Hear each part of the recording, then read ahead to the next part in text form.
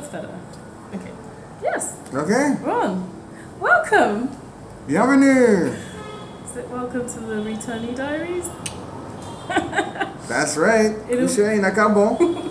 But to be fair, it's going to be, we can share it and be on. Both of them. Yeah. So, yes, welcome to Freetown, finally, after all this time. Couché Nakabo. This is the first time that we've been in the same place in real life for 6 or 7 years. Oh, it's maybe? been a long time. Yeah. Even though we were on the same place on the beach, we did a film before. Yeah. Oh, yeah, but that, I don't know when that's going to be published. Yeah, it might take a while. Hopefully not too long, but yes, we're reporting from sunny Freetown in Sierra Leone. We're at a hotel called Home Suites. Go ahead. Yeah, which was a recommendation from a friend. Okay. And here we are by the pool. Yeah, so a nice little pool here, which is impressive. It's so hot that my phone died while recording another video, but there you have it. It overheated. It's not only the heat, it was the material was so hot, it was so energetic, the ache. We're lucky it didn't blow up, but it's still here, it's still with us. So yeah, here we are, and yeah, we're just gonna share a few, I suppose, highlights of our trip. And for me, it's been a really long time since I was last here. It's over a decade. Wow. And so I barely recognize the place. I mean, apart from landmarks, famous landmarks like the Cotton Tree. What so far has been the highlight of your journey? I think, honestly, just catching up with childhood friends. We had a bit of a reunion. We went to River Number 2 beach, and that was my first time there, so that was it was just magical. A wonderful time, wonderful people.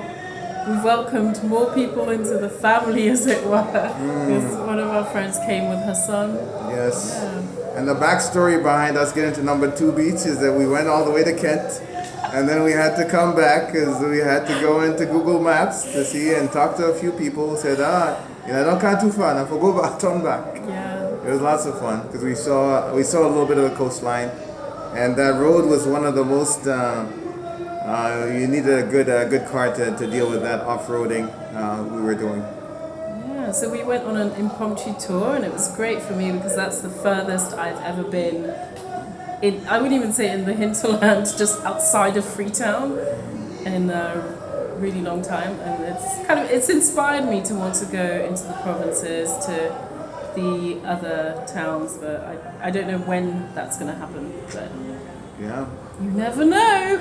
Yeah, we made some contact with some other family friends, so they're doing lots of movers and shakers, so hopefully they're going to assist you and getting out there.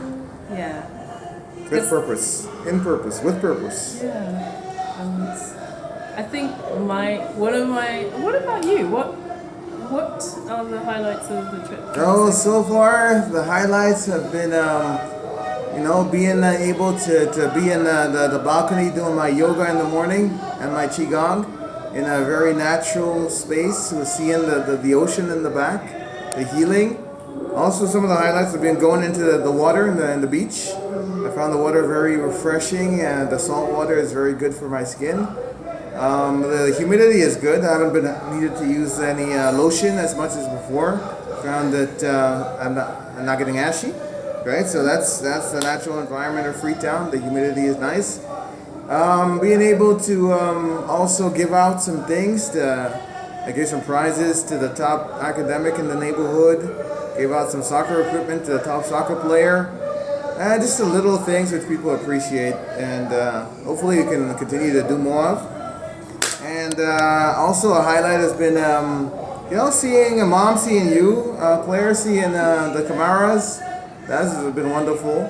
Seeing some of the new generation, like for different people's new generation, and my nephew and niece who live in the old house in Aberdeen Ferry Road.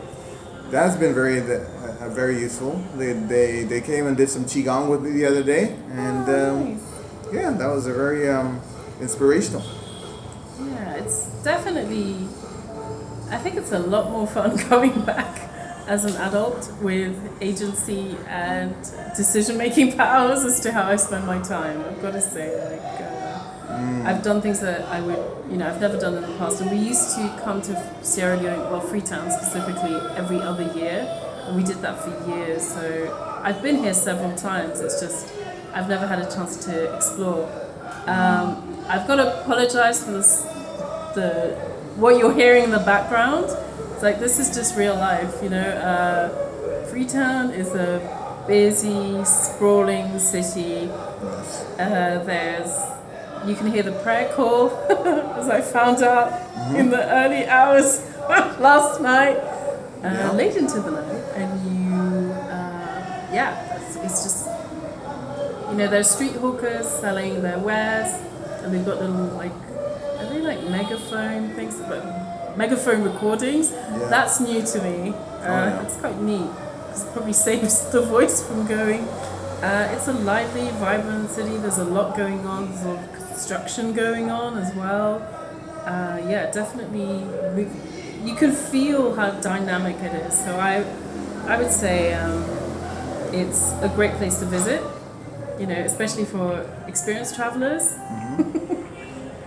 If you want an adventure, this is the place to come. Yeah, no, Freetown is great. It's great to come visit Freetown. From the airport to the boat ride over to Freetown, it's an adventure. We were giving respect to the ancestors who created Freetown.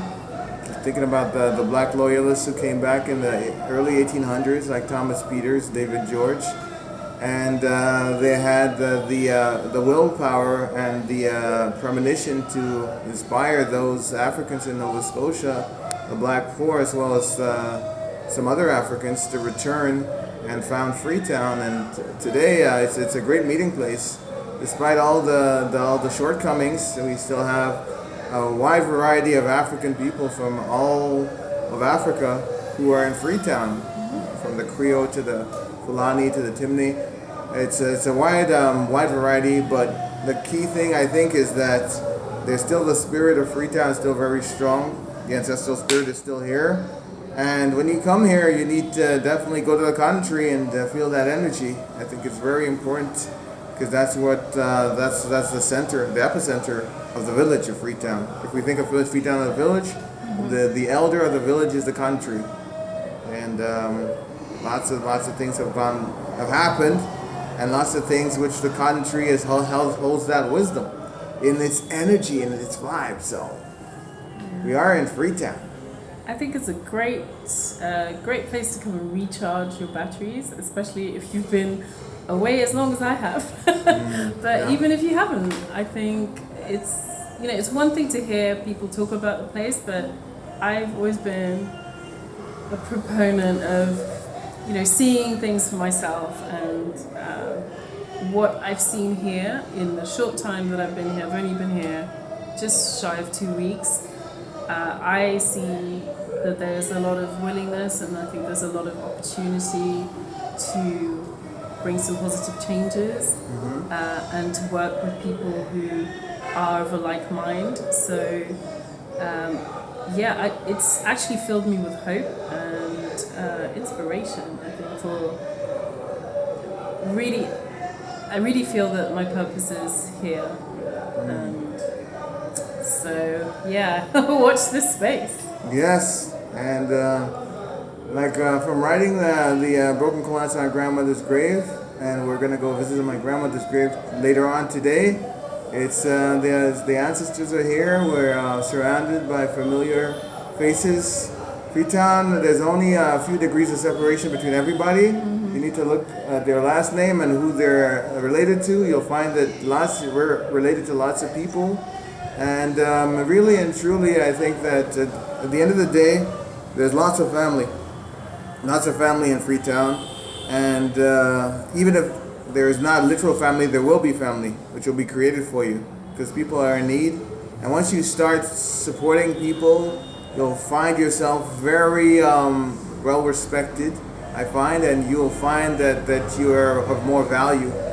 What you do is of more value to the people here than the people who really don't care about what you're doing. In many Western places where you're involved in lots of things and people they're not really thankful and don't really care. So here I think the people care more, and especially the youth, they want to learn. They're very inspired by lots of the learning which you can provide to them. Yeah, I think another thing I just want to highlight is just how warm and welcoming people are. I think that started right at the airport, and it's something that surprised me. I think it's because I've been away for so long, I don't even remember what the experience is like coming into the country, but yeah, people have just been so, and also it's just a really chilled place. Like, nobody is chasing you for anything. I mean, it works both ways, it means that maybe things aren't done as quickly as you'd expect, but also nobody's breathing down your neck. No one's asked me for ID. I did need to get a visa on arrival, but I've renewed my passport now, so I'm really happy about that. And yeah, it's just relaxed, really. The food is amazing, the fresh fruit, vegetables, everything is fresh. Like, I didn't come with a plan, and yet somehow my empty diary got filled with visits from cousins, like children, like their children, aunts, uncles. I made a friend at the cash point. Yeah. That's an interesting story. And the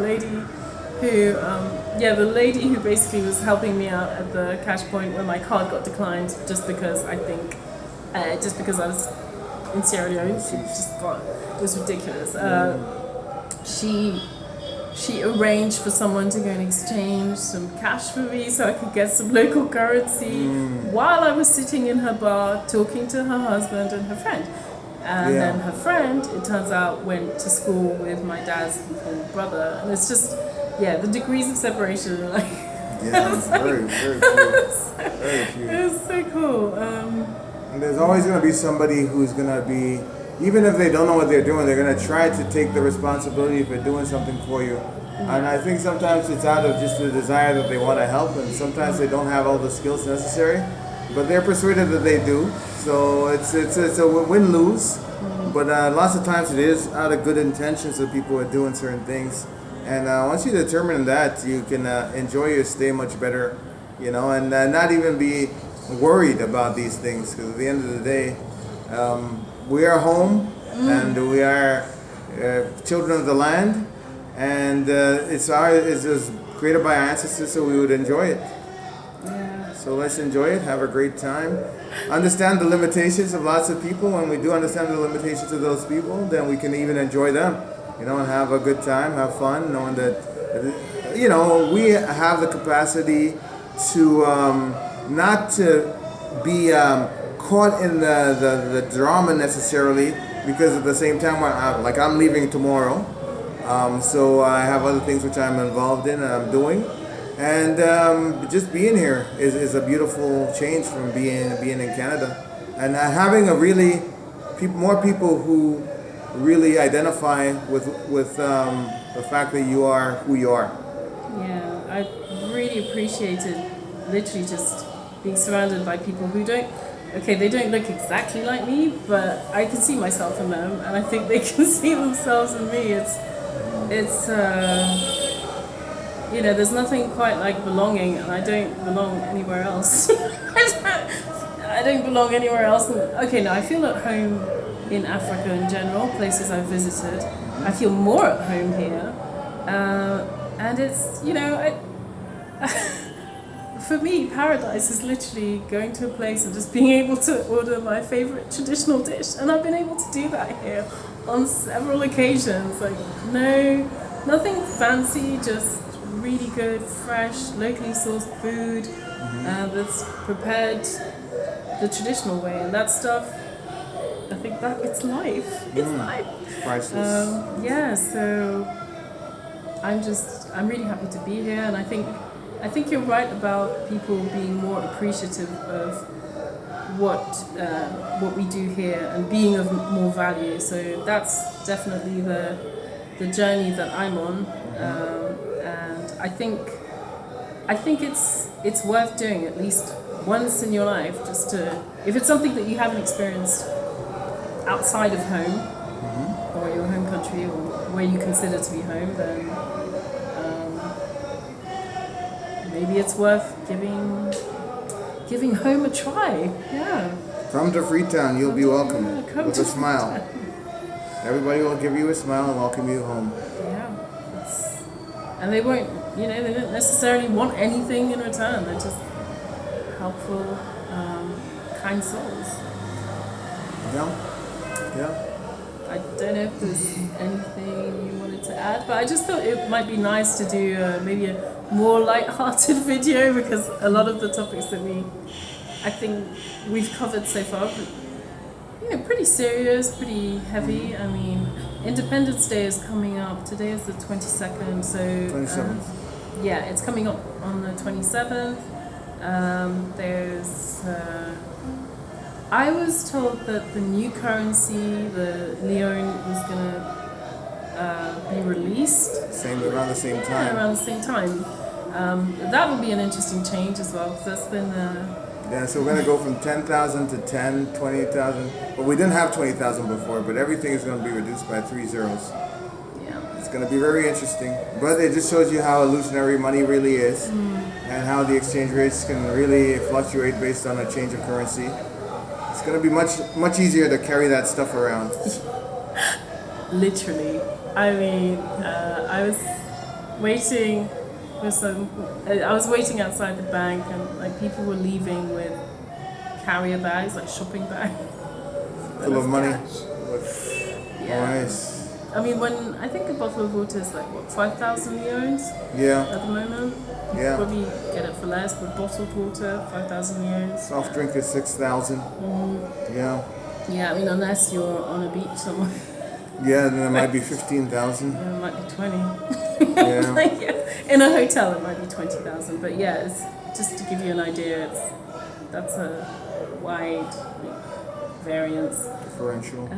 Yeah, we've been to the market. We've been The big market for big market. artifacts and clothing. Yeah. We had a great time haggling with the ladies. Yeah, saleswoman was. I mean, she was on point. She showed me this dress that I couldn't leave Big Market without buying it. Yeah. Even if I had to like start selling my earrings or my shoes or something, I was gonna get that dress. And haggling is lots of fun. At the end of the day, you just haggle, you have a little fun with it. You tell them, providing you have a limited budget, you can just stick to your budget and eventually just bring them down a little bit.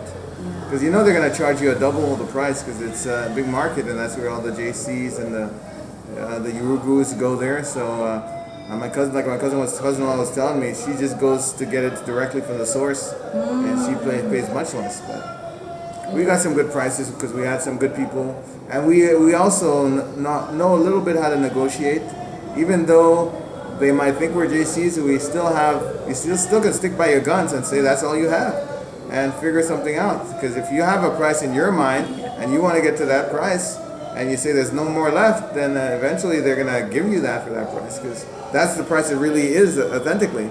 Half the price they're gonna give you is probably the price which you should get, half of what they give you up front. So that's a good tip. When you get a price at big market, maybe you want to go half down. Half of it is really the price which you should get it for. And you have to explain the JC.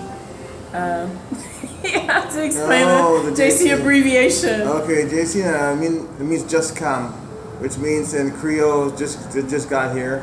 Otherwise, people who are Sierra Leoneans from abroad or from overseas who come to visit, and who don't really know everything about the wisdom of what's going on in the country, and therefore they can be more easily fooled in terms of prices, and they could be hijacked a little more, and phones get stolen. So yeah, you need to be mindful when you're a JC in the mind of the others that they're going to try to trick you, but it's a game, and if you understand who you are and who they are, then you can play that game successfully. Everything here is, you need to take an approach of games.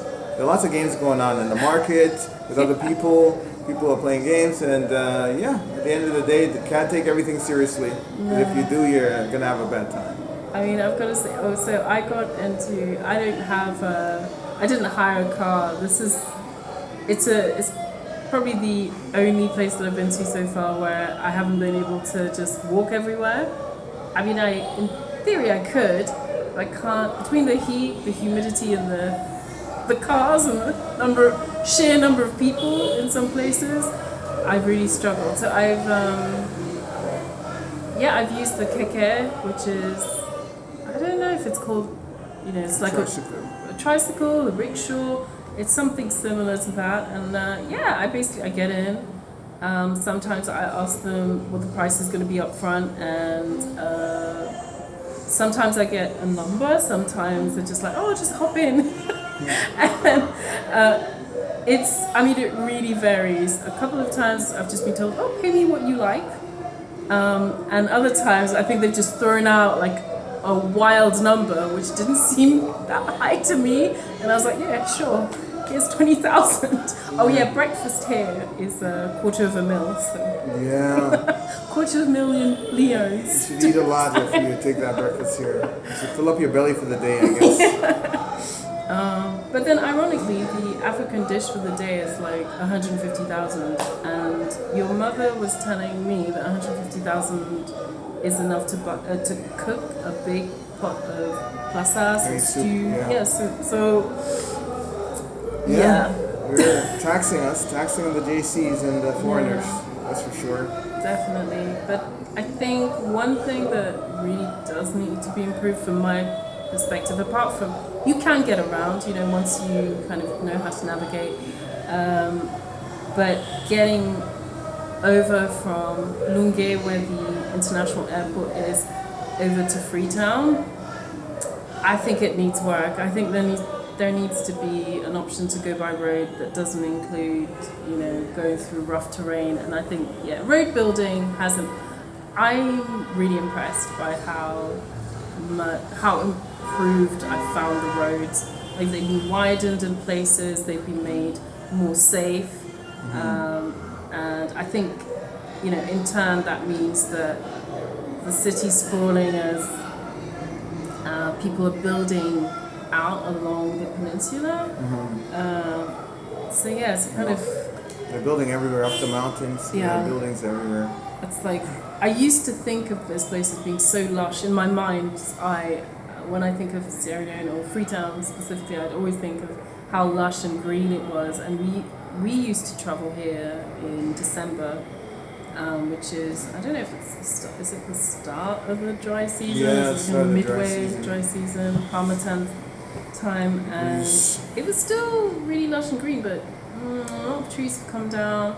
I went on a hike. I did not instigate the hike.